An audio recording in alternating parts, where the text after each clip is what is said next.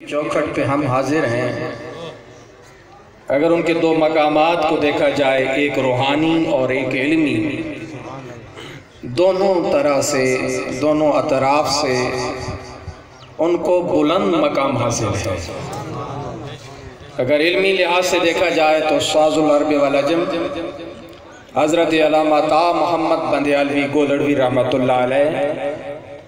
اور غزالی دوران رحمۃ اللہ علیہ نے وہ تربیت اور علم کے وہ جام پلائے کہ رہتی دنیا تک یاد رکھے جائیں گے۔ اور جب فقر کی دنیا میں ہم غوطہ ہوتے ہیں تو سرزمین سواگ شریف سے پیر سواگ کی آواز آتی ہے کہ یہ فقیر ہمارے ہیں، چاہے وہ فقیر محمد اسماعیل الحسنی ہوں، چاہے وہ فقیر صاحبزادہ عبد الرحمن رحمۃ اللہ علیہ ہوں، ہر ایک جانتا ہے کہ فقر کی دنیا میں جو تاج سواگ شریف سے ان نفوس قدسیہ کے سر پہ سجایا گیا ہے، الحمدللہ یہاں بھی ان کی روشنی نظر آ رہی ہے، حشر میں بھی ان کے چہرے سے روشنی آیا ہوگی۔ بات وہی ہے جو پیر حسن سواگ فرما گئے۔ آپ نے فرمایا نا کہ کلمہ نبی دا عمر دگانا، کلمہ نبی دا عمر دگانا، پڑھتا پڑھیندا حسن نمانا، کلمہ نبی دا عمر دگانا، پڑھتا پڑھیندا حسن نمانا، فانی دنیا کچھ بھی نہیں رہنا، فانی دنیا کچھ بھی نہیں رہنا، سمجھ سے آنا ہو، سمجھ سے آنا۔ لیکن ہو کی ضربیں جب اس سرزمین سے لگتی ہیں تو پیر سواگ کا فیض جھلکتا ہے، اور جھلکے بھی کیوں نہیں۔ علامہ مفتی نصیر صاحب جو فرما رہے تھے، یہ اس دور میں بھی ایسا ہوتا تھا، کچھ صحابہ کو بکنے والے اس وقت بھی موجود تھے، لیکن صداقت کے شہنشاہ کی نگری کا وہ فقیر اور مصطفیٰ کریم صلی اللہ علیہ وسلم کی نگاہوں میں بسنے والا وہ دل پذیر، جب ان کے پاس ایک شخص آیا اور اپنے چہرہ پھیر لیا، اس نے پیٹھ میں بیٹھے ہوئے عرض کی، حضور میں توبہ کرنے آیا ہوں، معافی مانگنے آیا ہوں، میں نے جو باتیں کی میں اس کے لیے اللہ کی بارگاہ میں معافی کا طلبگار ہوں، آپ میرے سفارشی بن جائیں۔ آپ نے چہرہ پھیر لیا، کافی دیر بیٹھا رہا، دوسرے دن پھر آیا، کہا حضور مجھے معاف کر دیجئے اور دوبارہ مجھے کلمہ پڑھائیے۔ آپ نے پھر اپنا چہرہ پھیر لیا، تیسرے دن وہی صحابہ کو بکنے والا آیا، منتیں کرتا رہا، آپ نے پھر چہرہ پھیر لیا، چوتھے دن جب آیا تو وہ کہنے لگا، حضور آپ کی بارگاہ میں تو ہندو بھی آتے ہیں، آپ کی بارگاہ میں تو سکھ بھی آتے ہیں، آپ کی بارگاہ میں تو یہودی بھی آتے ہیں، آپ کی بارگاہ میں تو عیسائی بھی آتے ہیں، جو آپ کے چہرے کو دیکھ لے کہنا نہیں پڑتا، کلمہ زبان پہ جاری ہو جاتا ہے۔ حضور میں نے تو پہلے سے کلمہ پڑھا ہوا ہے، مجھے دوبارہ تجدید ایمان کیوں نہیں کرواتے؟ آپ کا چہرہ سرخ ہوا، رخ بدلا، دیکھ کر فرمایا وہ آتے تھے، ان کی کھیتی خشک ہوا کرتی تھی، تم اپنی کھیتی جلا کر آئے ہو۔ میں 3 دنوں سے مصطفیٰ کی بارگاہ میں عرض کر رہا ہوں، آج چوتھے دن مجھے مصطفیٰ کی بارگاہ سے اذن ملا ہے، آ میرے پاس آ، تجھے خدا نے بھی معاف فرما دیا ہے، محمد مصطفیٰ نے بھی معاف فرما دیا ہے۔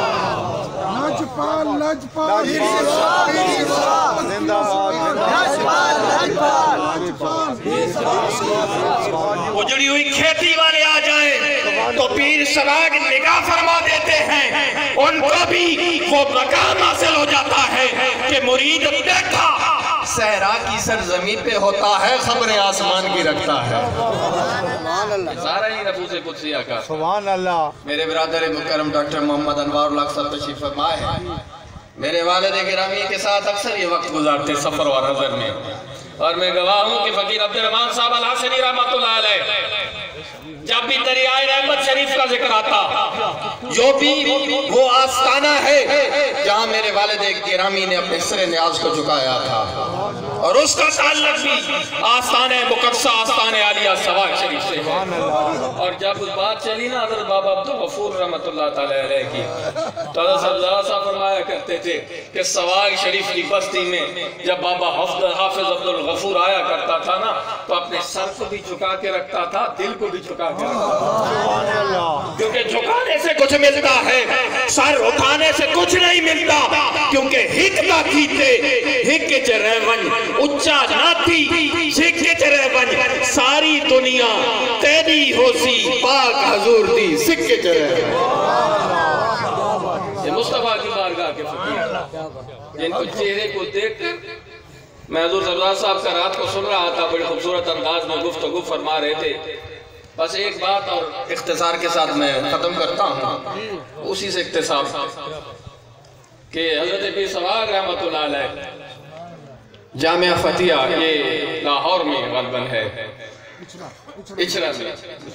اچرا لاہور میں ہے،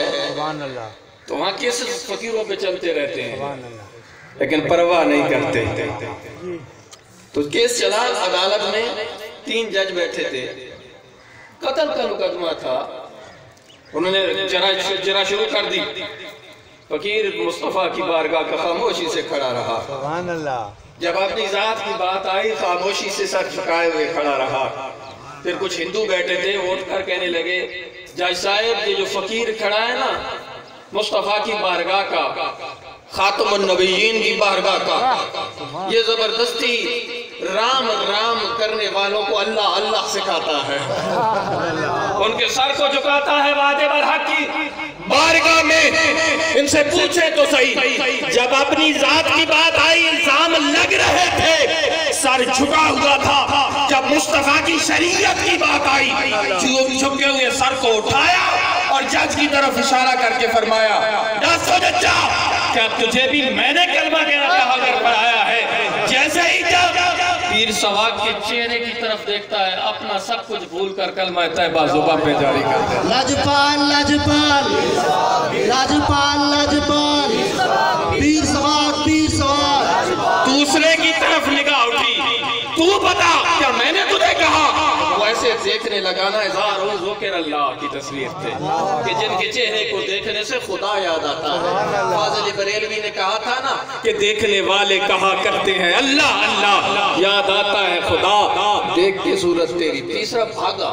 گھر جب پہنچا نا تو کیا دیکھتا ہے، کہ دل کو تسلی دیتا ہے کہ میں اس میں نہیں آیا، بچ گیا۔ جب گھر پہنچتا ہے تو اس کے بچے کلمہ شریف کا ورد کر رہے ہیں۔ اللہ اکبر، اللہ تبارک و تعالی اس آستان کو تا قیامت